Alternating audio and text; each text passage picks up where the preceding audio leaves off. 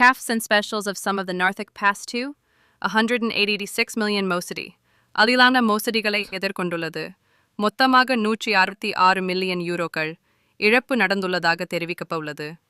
தற்போது இது பிரான்சிலும் வெளிநாடுகளிலும் CAFs and ஸ்பெஷல்ஸ் அடையாளம்ஸ்கள் களவாடப்பட்டு மோசடிகளை எதிர்கொண்டு வருகிறது. 2024 ஆண்டில் மட்டும் மொத்த மோசடிகளில் மூன்றில் ஒரு பகுதி CAFs மோசடிகள் மட்டும் நடைபெற்றுள்ளன.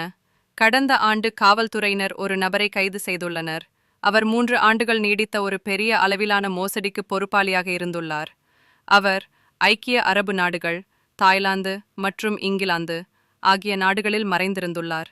மேலும் அவர் 74 நபர்களின் அடையாளங்களை களவாடி RSA காகிதங்களை தயார் செய்துள்ளார். இதில் அவருடைய தந்தை பிரான்சிலிருந்து முக்கிய கூட்டாளியாக இருந்துள்ளார்.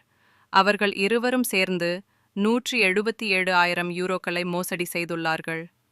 CAFs தற்போது 43 பேரை பணியமர்த்துவதோடு AI தொழில்நுட்பத்தையும் எதிர்வரும் மாதங்களில் பயன்படுத்துவதன் மூலம் மோசடிகளை தடுப்பதற்கு திட்டமிட்டுள்ளது.